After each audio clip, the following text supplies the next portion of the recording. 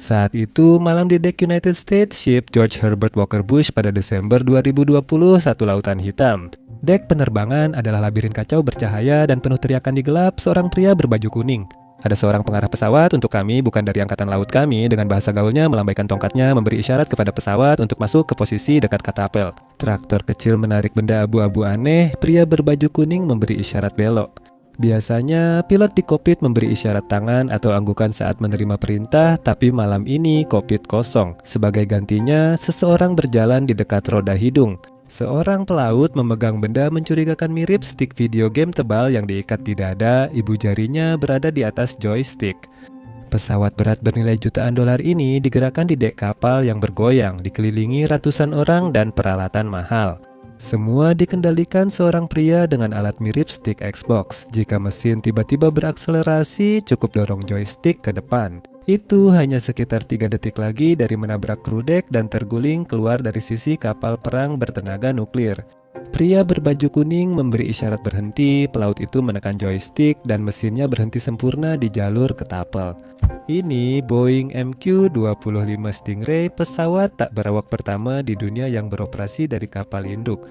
Malam itu, pesawat ini membuktikan mampu bertahan di landasan udara paling berbahaya di dunia. Meski mirip pembom siluman futuristik, tugasnya bukan membom atau bertempur di udara. Tugasnya cukup membosankan, hanya sebagai stasiun pengisian bahan bakar terbang. Mungkin kamu bertanya, kenapa Angkatan Laut Amerika Serikat menghabiskan miliaran dolar untuk robot pembawa bahan bakar? Jawabannya ada pada tirani jarak yang kamu lihat di teater Pasifik. Jarak antara pangkalan aman dan zona tempur bisa ribuan kilometer. Samudra Pasifik sangat luas. Pesawat tempur kapal induk modern seperti FA-18 Super Hornet dan F-35C memiliki radius tempur lebih pendek dibandingkan AN-6 Intruder era Perang Dingin. Untuk mengatasinya, Angkatan Laut memakai pesawat tempurnya sebagai tanker dadakan. Kini, 20-30% misi Super Hornet hanya untuk isi bahan bakar. Mereka membawa tangki bahan bakar tambahan di sayap dan terbang hanya untuk mengisi bahan bakar teman. Ini seperti membeli armada Ferrari kelas atas lalu menggunakan sepertiganya untuk mengantarkan Uber Eats. Memang berhasil, tapi ini adalah penggunaan uang dan masa pakai pesawat yang sangat bodoh. Saat pengemudi Uber Eats saya datang naik Ferrari, pasti kita bilang, "Bro, kenapa? Saatnya ganti kerja."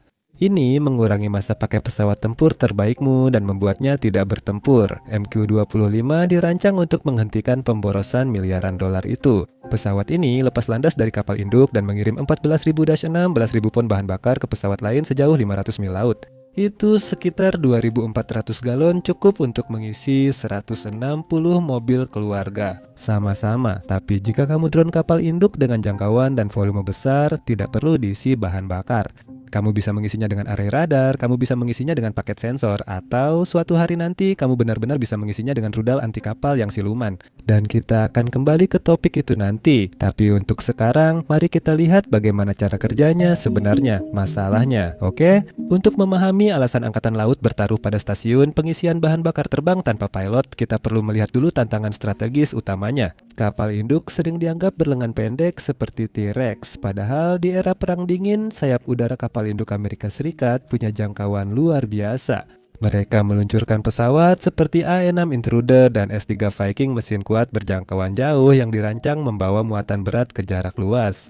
Mereka bisa menyerang target ratusan mil jauhnya dan berpatroli selama berjam-jam, menjaga kapal induk tetap berada di luar bahaya, tetapi pesawat-pesawat itu sekarang sudah tidak ada lagi. Pesawat-pesawat itu sudah lama dipensiunkan, kini dek kapal induk didominasi FA-18 Super Hornet dan F-35C. Sekarang, pesawat tempur multiperan canggih ini luar biasa, tapi jangkauannya lebih pendek dari pendahulunya. Radius tempur tanpa isi ulang bahan bakar jauh lebih terbatas. Ini tak jadi masalah besar jika Amerika Serikat hanya melawan pemberontak di daerah tanpa angkatan laut musuh. Namun dunia telah berubah dan calon lawan seperti Tiongkok telah 20 tahun mengembangkan rudal balistik anti kapal jarak jauh. Senjata ini dirancang untuk memburu kapal induk dan bisa menyerang target dari jarak lebih 1000 km. Inilah masalah yang dihadapi angkatan laut. Jika kapal induk Amerika Serikat berada di Laut Filipina, lingkaran dapat digambar untuk menunjukkan jangkauan terbang jetnya tanpa isi ulang bahan bakar. Lingkaran itu mungkin tak menyentuh daratan utama Tiongkok, tapi jika menggambar jangkauan rudal berbasis darat Tiongkok, lingkaran itu jelas meliputi kapal induk tersebut. Dan ini bukan kabar baik bagi Angkatan Laut Amerika Serikat. Solusinya adalah pengisian bahan bakar di udara. Mengisi bahan bakar pesawat tempur di udara memperluas jangkauan dan menjaga kapal induk tetap aman. Namun kini Angkatan Laut tak lagi punya pesawat tanker khusus di kapal induk. Pesawat itu sudah dipensiunkan, jadi 2 dekade terakhir mereka pakai solusi darurat bernama body tanking. Banyak istilah Angkatan Laut yang kita pelajari hari ini ya. Ini melibatkan penggunaan jet tempur Super Hornet dengan tangki bahan bakar eksternal besar dan pot pengisian body store. Pot buatan Kopi ini terdiri dari selang dan gulungan. Jet tempur itu lepas landas, bertemu dengan rekan-rekannya, mengeluarkan selang, memberikan bahan bakarnya, lalu kembali dan mendarat. Secara teori ini berhasil, tapi praktiknya sangat tidak efisien. Menurut analisis dan data Angkatan Laut, sekitar 20-30% misi Super Hornet hanya bertugas sebagai tanker tanpa menjatuhkan bom atau berpatroli hanya mengangkut bahan bakar. Anda mengoperasikan jet tempur supersonik senilai $70 juta dengan pilot yang dilatih mahal sebagai ujung tombak pertempuran udara. Dan seperti yang sudah kami katakan, mereka pada dasarnya hanyalah truk bahan bakar terbang. Di dalam Pentagon, tekanan pun semakin meningkat. Mereka butuh solusi untuk jangkauan, menghentikan pemborosan Super Hornet, dan bertahan di lingkungan berisiko tinggi. Mereka butuh mesin yang bisa terbang jauh, bertahan berjam-jam di udara, dan tidak memerlukan pilot yang mengeluh terbang 6 jam tanpa henti. Itu bukan benar-benar di belakang garis musuh kan? Kebutuhan itu melahirkan sebuah pertanyaan yang memicu pertempuran internal yang sengit. Jika membuat pesawat tak berawak baru untuk kapal induk, sebaiknya pilih antara pembom siluman berteknologi tinggi untuk serangan jauh atau pesawat tanker yang sederhana namun sangat dibutuhkan. Nah, jawaban dari pertanyaan itu akan menentukan masa depan penerbangan Angkatan Laut, pembom drone. Itu hampir cukup untuk memahami Stingray. Kita perlu memperhatikan hantu dari mesin yang akan menggantikannya. Program ini awalnya dirancang sebagai sequel film yang tidak pernah dirilis, menjanjikan pembom siluman, tetapi justru menghasilkan stasiun pengisian bahan bakar terbang. Akhir 90-an hingga awal 2000-an Angkatan Laut dan Defense Advanced Research Projects Agency mulai menjajaki konsep Unmanned Combat Aerial Vehicle, kendaraan udara tempur tanpa awak. Upaya ini memuncak pada Northrop Grumman X-47B yang bentuknya tampak seperti dari film fiksi ilmiah jika kamu pernah melihat rekamannya. Itu adalah pesawat tanpa ekor dengan desain sayap terbang seperti versi mini dari pembom B-2 yang dirancang untuk membuktikan bahwa sebuah robot bisa mendarat di dek kapal induk yang bergoyang, dan itu benar-benar berhasil. Awal 2010-an, X-47B sukses lepas landas dan mendarat otonom di kapal induk, membuktikan konsep itu layak. Angkatan Laut meluncurkan program U-Class, pesawat tanpa awak dari kapal induk untuk pengintaian dan serangan udara. Mimpi ini ambisius, drone canggih, siluman jarak jauh mampu menembus wilayah musuh, memata-matai dan menjatuhkan bom. Drone ini jadi ujung tombak. Namun pada 2015 program itu terhambat birokrasi. Robert O. Work yang saat itu menjabat sebagai Wakil Menteri Pertahanan Amerika Serikat mendapati dirinya menghadapi 6 tahun perdebatan yang berputar-putar tentang seperti apa seharusnya drone ini. Menurut Work, ada 3 kelompok pemikiran yang berbeda yang saling bersaing untuk mendapatkan anggaran. Kelompok pertama ingin pesawat serang canggih seperti pembom siluman robotik untuk menembus pertahanan udara musuh. Kelompok kedua ingin drone tahan lama untuk kontraterorisme yang bisa berpatroli 24 jam di area permisif memburu pemberontak. Kelompok ketiga hanya ingin drone pengintai untuk memantau lautan sekitar kapal induk dan pihak berwenang harus memutuskan. Dia bertanya pada perencana Angkatan Laut apa yang bisa dibeli dan seberapa cepat teknologi siluman bisa didapatkan di dek. Jawabannya mengecewakan. Pejabat mengatakan mengembangkan pembom siluman tak berawak baru akan lebih lama dan mahal dibanding membeli lebih banyak F-35C berawak yang sudah beroperasi. Work pun harus berkompromi. Angkatan Laut akan mempercepat pembelian F-35C untuk peran serangan siluman. Program drone kelas U akan dihentikan dan dialihkan fungsinya. Alih-alih menjadi pembom, drone itu akan dijadikan pesawat tanker, sesuatu yang lebih murah dan sangat dibutuhkan untuk mencegah Super Hornet kelelahan rangkap pesawatnya akibat misi pengisian bahan bakar. Itu adalah keputusan yang sangat pragmatis. Di garis waktu lain, MQ-25 mungkin sudah menjadi pembom siluman otonom pertama di dunia, dan kami pasti akan membuat video yang jauh lebih menarik untuk Anda, tapi terima kasih sudah tetap bersama kami. Drone itu dibuat serbaguna, tapi semua orang kecewa. Pada tahun 2016, Angkatan Laut secara resmi menghentikan U-Class dan mengganti nama program tersebut menjadi SEABARS, yaitu Sistem Pengisian Bahan Bakar Udara Berbasis Kapal Induk. Dan salut sekali lagi kepada pemerintah Amerika Serikat karena berhasil membuat akronim. Fokusnya pun sepenuhnya beralih ke pengisian bahan bakar, dengan sedikit kemampuan pengawasan di sampingnya. Angkatan Laut resmi menamai pesawat masa depan itu MQ-25 Stingray dengan M berarti multimisi dan Q menandakan pesawat tanpa awak. Kompetisi diluncurkan antara raksasa seperti Boeing, Lockheed Martin, dan General Atomics, lalu muncul kejutan.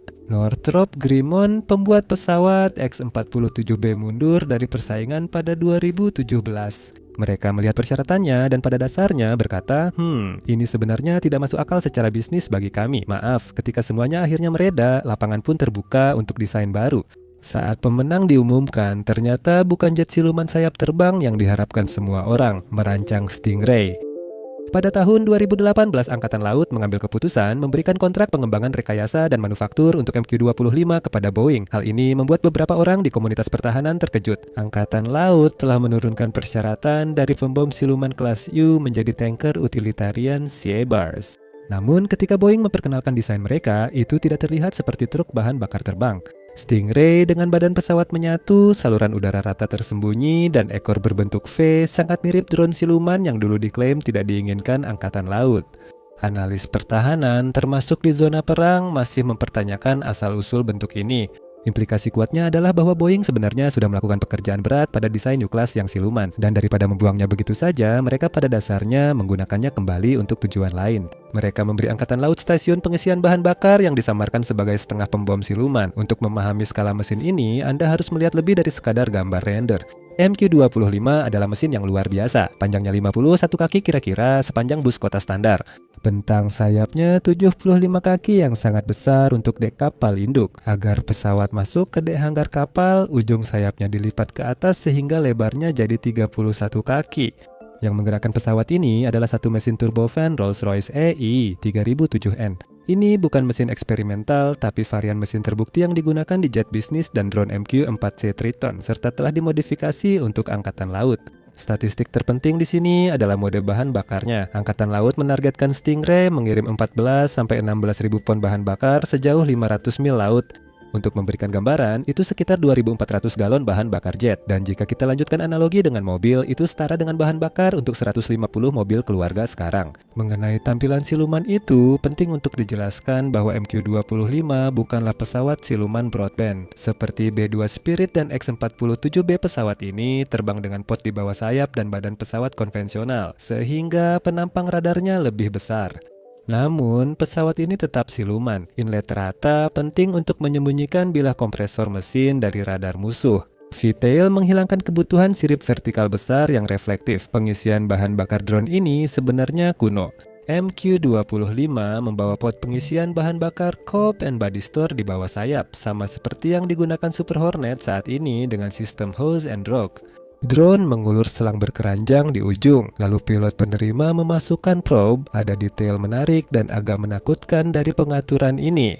Royal Aeronautical Society menyebut MQ-25 tidak punya kamera belakang atau sensor jarak untuk keranjang pengisian bahan bakar, sehingga drone ini tidak bisa melihat Anda saat mendekat. Seperti pesawat tanker berawak, robot ini terbang lurus dan stabil, sepenuhnya mengandalkan pilot jet tempur untuk menghubungkan probe. Robot ini tidak akan membimbing Anda tetap harus terbang rapat bersamanya di tengah turbulensi malam di atas laut. Lalu, bagaimana cara mengendalikan robot ini? Anda tidak menerbangkannya seperti biasa. Di kapal induk, Stingray dikendalikan lewat Unmanned Carrier Aviation Mission Control System. Unmanned Carrier Aviation Mission Control System. Angkatan Laut telah membangun ruangan khusus bernama Unmanned Air Warfare Center (Unmanned Air Warfare Center) di atas kapal United States Ship George Herbert Walker Bush. Operator kendaraan udara duduk di konsol tanpa tongkat kendali dan pedal, lalu memprogram misi dengan jalur, titik pengisian bahan bakar, dan rencana cadangan. Setelah drone diluncurkan, drone tersebut sebagian besar bekerja secara otonom, menjalankan rencana secara mandiri. Operator lebih seperti manajer drone, memberi instruksi lalu memantau dan menangani pengendalian lalu lintas udara. Meski perangkat lunak mengelola penerbangan, fase terpenting terjadi di dek, di mana pelaut dengan gamepad bertugas sebagai operator penanganan. Mereka berdiri di dek penerbangan bersama para direktur berbaju kuning tradisional dan menggunakan perangkat kontrol dek. Unit genggam ini dirancang khusus agar familiar bagi generasi yang tumbuh bersama Xbox dan PlayStation. Saat demo 2021, operator memakai perangkat untuk mengarahkan drone, menempatkan di katapel, dan membersihkan area pendaratan. Semua itu dilakukan di tengah kekacauan dek penerbangan aktif. Contoh luar biasa rekayasa berpusat manusia. Angkatan Laut memilih tidak mengubah tarian rumit di dek. Mereka tetap gunakan isyarat dan pola lalu lintas lama, hanya membuat robot yang bisa mengikuti tarian itu, tanpa memaksa manusia belajar tarian baru. pengujian di batas kemampuan. Sebelum Stingray bisa membuktikan dirinya di kapal induk, ia harus membuktikan bahwa ia benar-benar bisa terbang. Boeing membangun pesawat demonstrator milik kontraktor yang dikenal sebagai T-1. Pada bulan September 2019, T-1 terbang untuk pertama kalinya, bukan di atas Samudra Pasifik, tetapi di atas wilayah Amerika Tengah. Bandara Saint Louis di Illinois. Pemandangan aset Angkatan Laut abu-abu bergerigi di atas ladang jagung datar Midwest tampak sangat aneh. Pada 2020, T-1 mulai terbang dengan pot pengisian bahan bakar di bawah sayap untuk menguji aerodinamika dan memastikan hambatan tambahan tak mengganggu perangkat lunak kontrol penerbangan. Terbang berputar itu mudah, ujian sesungguhnya datang 4 Juni 2021. Ini momen penentu program pengisian bahan bakar udara tanpa awak pertama kali pada pesawat berawak. Persiapannya sederhana namun cukup menakutkan. Drone T-1 mengulurkan selang dan rok, menarik keranjang di udara di belakangnya. Sebuah FA-18 Super Hornet Angkatan Laut mendekat dengan probe pengisian bahan bakar diperpanjang. Pilotnya melihat probe tersebut dari kokpit. Permainan ini berisiko tinggi. Jika drone salah menilai posisi sedikit atau perangkat lunak bereaksi buruk. Jika terjadi turbulensi mendadak, keranjang bisa mengenai kanopi pesawat tempur. Bahkan kedua pesawat bisa bertabrakan. Namun, robot tetap stabil. Pilot Hornet bermanuver ke keranjang, probe mengunci dengan klik dan bahan bakar mengalir. Sejarah pun tercipta membuktikan mesin dapat dipercaya tetap berada di posisi dalam armada jet berawak. Akhir tahun, MQ-25 mengulangi prestasi dengan E-2D Hawkeye dan F-35C membuktikan itu bukan kebetulan. Aerodinamika terbukti, kini saatnya ke kapal. Desember 2021, T-1 naik ke kapal United States Ship George Herbert Walker Bush. Kita kembali ke uji coba di dek seperti awal, namun sekarang tujuannya mengumpulkan data nyata. Para insinyur perlu mengetahui bagaimana sensor drone menangani angin di atas dek dan gerakan kapal yang naik turun untuk menyempurnakan perangkat lunaknya. Angkatan Laut memakai drone dan pesawat King Air sebagai pengganti yang mendarat dengan sistem pendaratan presisi gabungan, JPALS. Mereka mengajarkan perangkat lunak cara mendarat di kapal induk di laut. Saat uji coba fisik berlangsung, Boeing dan Angkatan Laut juga mengadakan simulasi virtual untuk menguji kolaborasi manusia dan mesin di masa depan. Mereka menunjukkan skenario pilot Super Hornet memakai tautan data untuk memerintah MQ-25 mengeluarkan drone dan mengisi bahan bakar. Sekilas tentang masa depan peperangan yang berbeda. Saat ini, pilot berkomunikasi dengan pilot pesawat tanker lewat radio. Besok, mereka bisa cukup menekan tombol di layar, lalu pesawat tanker otomatis mendekat dan mengisi bahan bakar. Uang, politik, dan penundaan.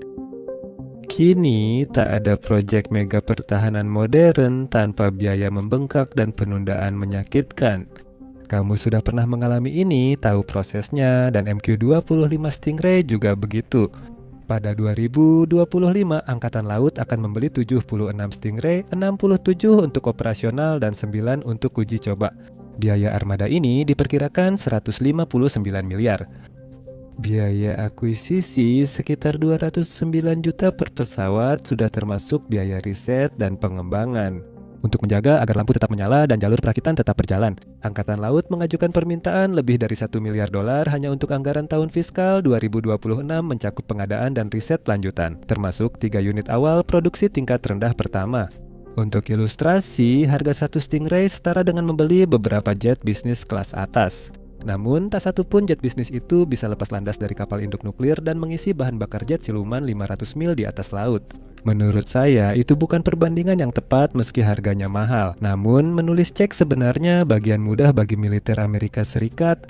Mendapatkan pesawat ternyata sulit. Awalnya, Angkatan Laut berharap pesawat produksi bisa terbang pada 2022. Sekarang sudah 2025, mungkin Anda menonton ini di 2026 dengan Komite Olimpiade Internasional pada 2024 atau 2025. Jadwalnya terus mundur, hal ini tidak mengejutkan bagi yang mengikuti pengadaan militer. Audit Inspektur Jenderal Departemen Pertahanan 2023 menyoroti risiko rencana Angkatan Laut memulai produksi sebelum pengujian selesai. Memperingatkan metode ini bisa menaikkan biaya dan menunda pengiriman. Jadwal resmi akhir 2023 dan awal 2024 menunda uji terbang ke 2025 dan operasional ke 2026. Namun target akhir 2025 tetap terlalu optimis. Laporan menyebut penerbangan pertama jet produksi Angkatan Laut mundur ke awal 2026 karena tim masih menghadapi uji struktural dan sertifikasi perangkat lunak. Target kesiapan tempur kini tercantum samar sebagai akhir tahun fiskal 2027. Ini adalah hal yang biasa dalam program pertahanan modern, tapi hal ini memiliki konsekuensi nyata. Setiap tahun, Stingray tertunda, sementara Super Hornet semakin aus rangka pesawatnya karena terus berperan sebagai tangki bahan bakar terbang. Jadi, kenapa? Kenapa tertunda? Kentigan menyebut gabungan masalah, tantangan desain dan pembangunan, gangguan rantai pasokan karena COVID, serta isu kualitas dan tenaga kerja. Di industri Boeing, kita pernah mendengar itu sebelumnya. Boeing membuka fasilitas 200 juta di Bandara St. Louis tahun 2024 untuk produksi drone guna mengatasi hambatan tersebut. Semua ini memicu perdebatan politik sengit. Para kritikus berpendapat bahwa Angkatan Laut sebenarnya bisa menyelesaikan masalah tanker dengan biaya jauh lebih murah hanya dengan memodifikasi lebih banyak Fighter Attack 18 atau bahkan mengaktifkan kembali S-3 Viking yang sudah dipensiunkan dari gudang pesawat. Mereka menganggap Stingray terlalu mahal untuk mengirim bahan bakar, namun pendukungnya berpendapat bahan bakar hanya hidangan pembuka. Mereka menyebut MQ-25 sebagai pelopor, bukan karena jumlah bahan bakar yang dibawa, tapi karena membantu Angkatan Laut mengintegrasikan pesawat tanpa awak ke kapal induk, sayap udara dalam skala besar. Ini adalah tiket masuk untuk masa depan peperangan laut di luar sekadar pesawat pengisi bahan bakar. Jadi saat ini, Stingray hanyalah sebuah pesawat tanker. Tapi jika Anda berbicara dengan para ahli strategi Angkatan Laut, dan terutama jika Anda melihat apa yang dibicarakan oleh para analis, sangat jelas, pesawat tanker itu sebenarnya hanyalah permulaan di sini.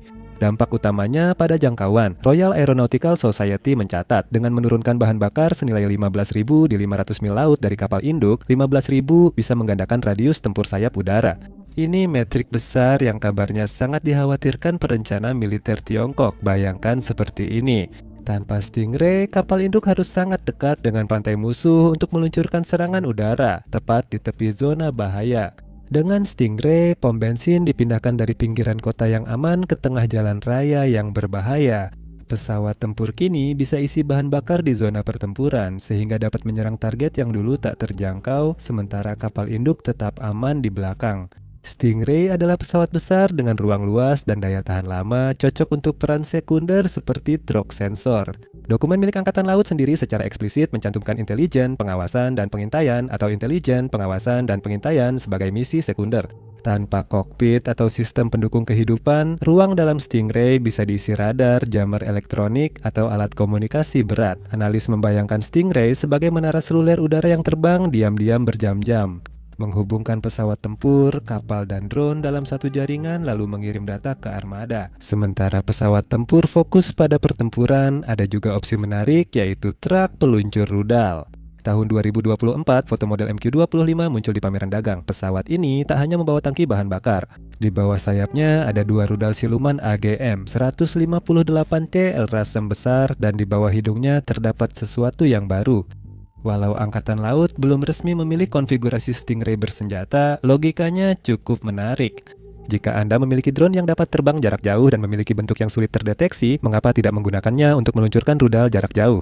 Kapal induk dapat meluncurkan senjata anti kapal siluman dari jarak jauh di luar pertahanan musuh, mengubah pesawat tanker sederhana menjadi penyerang jarak jauh mematikan.